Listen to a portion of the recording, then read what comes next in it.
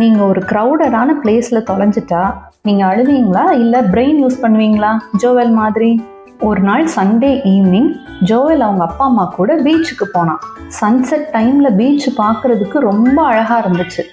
Joel பயங்கர எக்ஸைட்டடாக சிரித்து வாட்டரில் எல்லாம் கால் வச்சு ஜம்ப் பண்ணி விளையாடிக்கிட்டு இருந்தான். பலூன் எல்லாம் பார்த்து அம்மா பாருங்க அம்மா பாருங்க அப்படின்னு சொல்லி அவங்க அம்மா கூட சேர்ந்து பலூன் எல்லாம் ரசிச்சுக்கிட்டு இருந்தான். ஜோவல் அவங்க அப்பாவை கூட்டிட்டு எனக்கு சுண்டல் வாங்கி கொடுங்கப்பா அப்படின்னு சொல்லிட்டு கேட்டான். ஜோவல் அவங்க அப்பா அம்மா டையை டைட்டாக பிடிச்சிட்டு நடந்து வந்துக்கிட்டு இருந்தான். அப்போ அவன் கண்ணில் ஷைனியாக ஒரு கடல் சிப்பி தெரிஞ்சது. அதை பார்த்த உடனே அவனுக்கு பயங்கர எக்ஸைட் ஆயிடுச்சு. அதை எடுக்கணும் அப்படின்னு சொல்லி கொஞ்சம் முன்னாடி ஓடுனான். அவன் கீழே குனிஞ்சு அந்த சிப்பியை எடுத்துட்டு சந்தோஷமாக சிரிச்சுட்டே திரும்பி பார்த்தா அவங்க அப்பா அம்மா 2 பேரையும் காணோம். எங்கே பார்த்தாலும் தெரியாதவங்களாவே இருக்காங்க. க்ரௌடோட சத்தம் வேற ரொம்ப அதிகமாக இருந்துச்சு. ஜோவலுக்கு ரொம்ப பயம் வர ஆரம்பிச்சிருச்சு. கை காலெல்லாம் குளிர்ற மாதிரி இருந்துச்சு. கண்ணிலெல்லாம் தண்ணியாக வந்துச்சு. அம்மா அம்மா அப்படின்னு கூப்பிட்டு பார்த்தான். ஆனால் ஒரு ரெஸ்பான்ஸே இல்லை. ஒரு நிமிஷம் ரொம்ப பயந்துட்டான். எங்கே போய் பார்க்குறது அப்படின்னு அவன் யோசிச்சுக்கிட்டே இருந்தான்.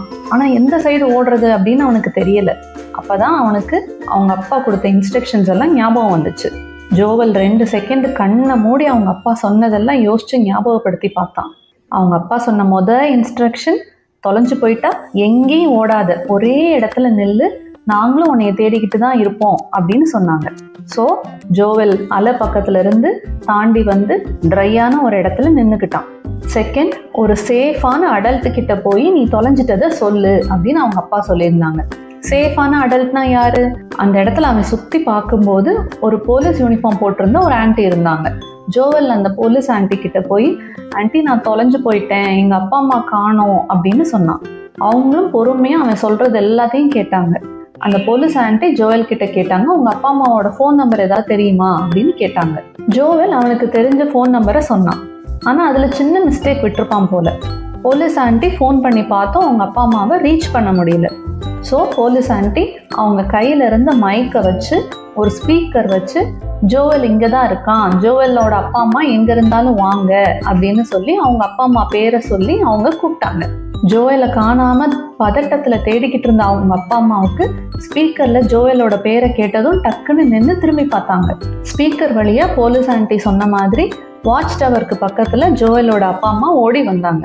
அங்கே ஜோவலை பார்த்ததும் அவங்களுக்கு ரொம்ப ரொம்ப ஹாப்பி ஆயிடுச்சு. ஜோவல் ஓடி போய் அவங்க அப்பா அம்மாவை டைட்டாக ஹக் பண்ணிக்கிட்டான். ஜோவல் அவங்க அம்மா கிட்ட சொன்னா, நான் ரொம்ப பயந்து போயிட்டேம்மா, ஆனால் அன்னைக்கு அப்பா சொன்ன இன்ஸ்ட்ரக்ஷன்ஸ் மட்டும் எனக்கு ஞாபகத்தில் இருந்தது, அதே மாதிரி ஃபாலோ பண்ணேன், நல்ல வேளை, அதனால தான் நான் உங்களை கண்டுபிடிக்க முடிஞ்சுது அப்படின்னு சொன்னான். அவங்க அப்பா சிரிச்சுக்கிட்டே வெரி குட் ஜோவல் அப்படின்னு அவனை பாராட்டினாங்க. போலீஸ் ஆன்ட்டிக்கு தேங்க்யூ சொல்லிட்டு 3 பேரும் டைட்டாக கையை பிடிச்சிட்டு நைட் ஆகிற வரைக்கும் பீச்சில் ஜாலியாக விளையாடிட்டு அப்புறமா வீட்டுக்கு போனாங்க. ஜோவல் கையில் இன்னும் அந்த ஒயிட் ஷெல்லை வச்சு தான் இருந்தான். ஆனால் அந்த நாள் அவன் கற்றுக்கிட்டது அதை விட பெரிய விஷயம். எவ்வளோ சிக்கலான சுச்சுவேஷனில் நம்ம மாட்டிக்கிட்டாலும் ஸ்டாப் பண்ணி யோசிக்கணும். யோசிச்சா எல்லா சுச்சுவேஷனையும் நம்ம ஈஸியாக கடந்துடலாம் அப்படிங்கிறது தான் அது. ஜோவலுக்கு சொன்ன இன்ஸ்ட்ரக்ஷன்ஸை நீங்களும் ஃபாலோ பண்ணுவீங்களா? இது மாதிரி இன்னும் நிறையா குட்டி ஸ்டோரி கேட்குறதுக்கு நம்ம சேனலுக்கு சப்ஸ்கிரைப் பண்ணுங்க.